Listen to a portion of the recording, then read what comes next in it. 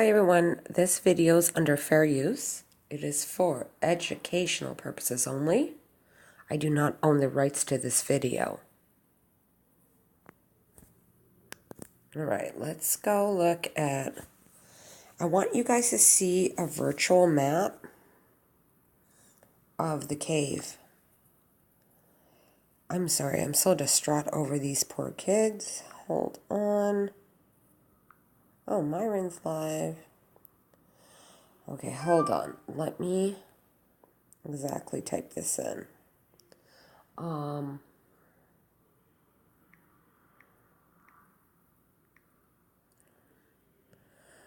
Virtual look at... If I could go live, I would have went live on here. You know I can't. So you guys subscribe to my other channels because I can't go live on here.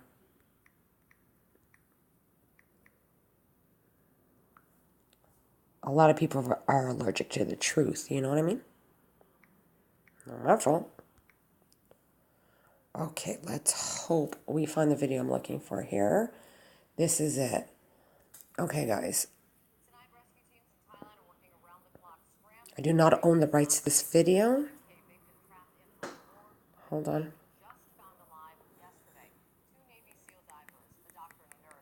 I'm sorry, I don't know how to switch it from one thing to another. Rescue crews have been bringing in food and water. Authorities there are looking at all of their options. None of them easy. This is a couple days ago. I just want to show the cave. Feeling comfortable, this could happen a lot sooner than we expect. Now, as for their spirits, we understand that they are in good spirits, which is quite remarkable considering we are now entering day 11 of this saga. You mentioned those Navy SEALs. There are at least 7 to 10 Navy SEALs who have been by their side ever since they were discovered. And we also understand that there's a real camaraderie amongst these team members and that they are extremely resilient. But Right, I also want to answer a question. I got emails saying, why did they even go there? This is a football team, which is soccer. And the coach thought it would be one of those team group making them strong again situation. They went into the cave. And number one, there is always running water under the earth that you don't know about. And is the moon sun as well.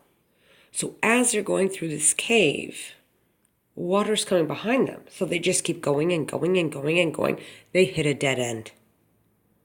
And I mean miles. This isn't a small adventure. A lot of people think put caves in, put rafts in, put pipes in, do this and that. What you're not understanding is that is impossible. So I'm hoping just to see the map on here. Oh, this is fair use for educational purposes only. as we know, they are desperate to get out and be reunited with their families. It's remarkable they'd be in good spirits right now. Just remarkable. Anna, thank you so much. Tom Foreman's now out front. Tom, this is a system of caves, and it's more than 6 miles long. Where the boys, where the cave, part of the cave where the boys were is now was. I want to clear up this title. Soccer team could be trapped in cave for months. This is what they thought. Do you remember in Chile, the miners, right? The Chilean miners. It took them about a month and a half to get them out.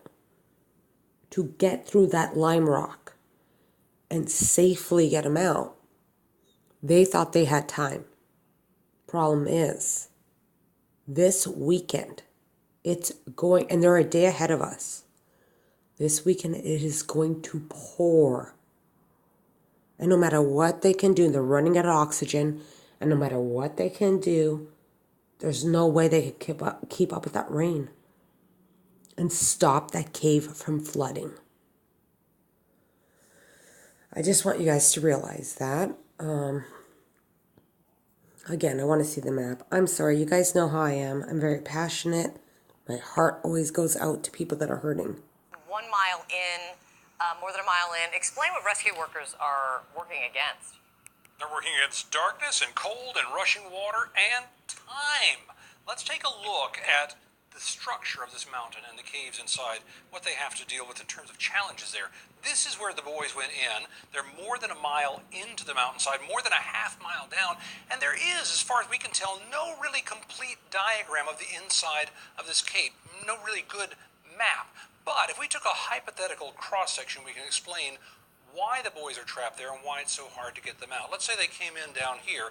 As they walked through the cave, they would have gone up and down and up and down. And then when the monsoon rains rushed in, the water started filling in those gaps. And in some cases, as you can see right there, would have...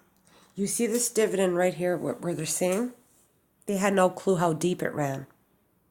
There's not that much space. It goes about 5 feet down and 5 feet up. You can't get the water out of there.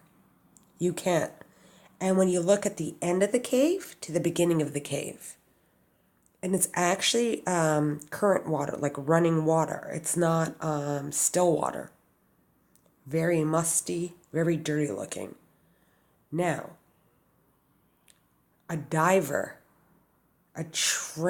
they have 2 British divers that are the best in the world there right now. Okay? Navy SEALs, as you guys know. From Thailand. There are Americans there on site too that you guys may not know about. And there's a whole private jet of special engineers being sent over there right now. Time is of the essence. It's going to start pouring. Once that happens, all that water they were pumping out, it's not going to matter. It's going to rush in. The coach is really bad health right now. Another child that's 12 years old.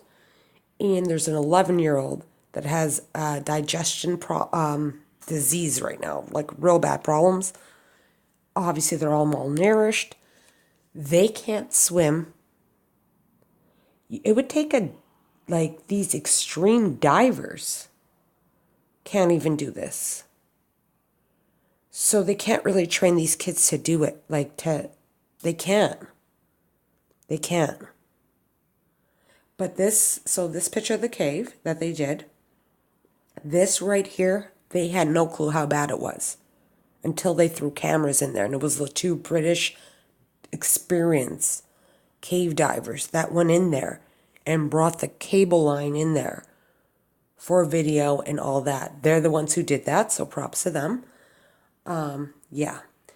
This goes deeper, and you have to, like I said in a previous video, in this situation and another situation. So you have to go over a mile. Then you get to a point where you have to dive. You just have to. You have to dive all the way down and dive all the way up, but yet crawling climbing at the same time.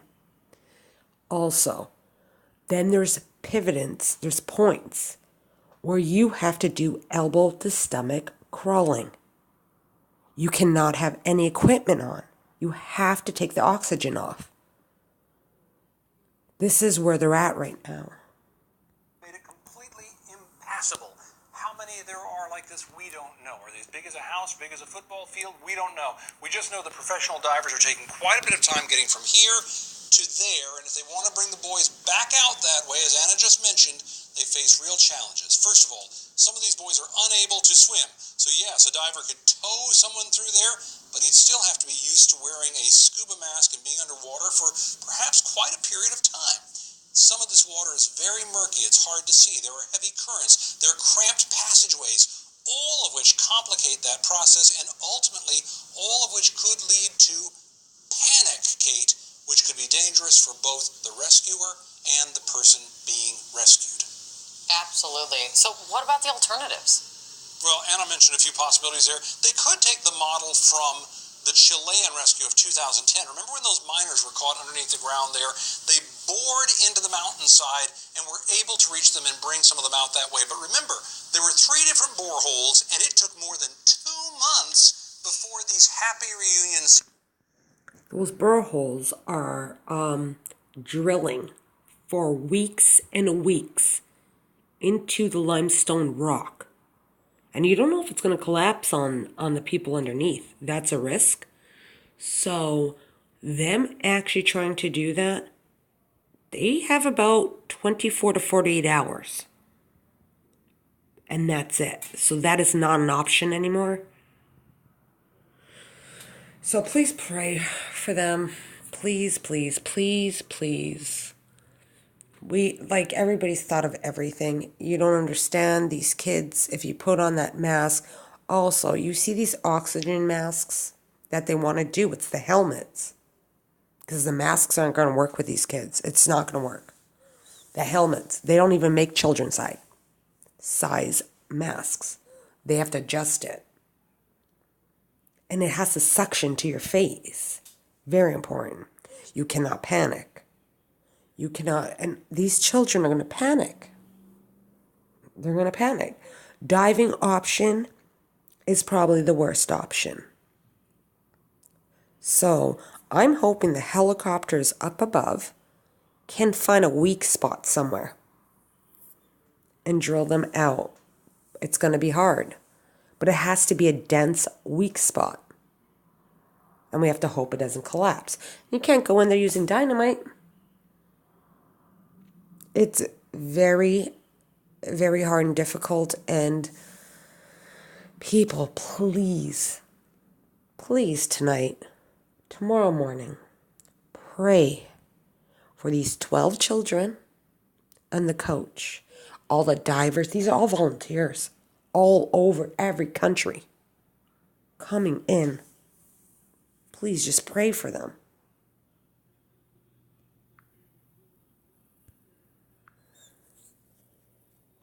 Oh, sorry.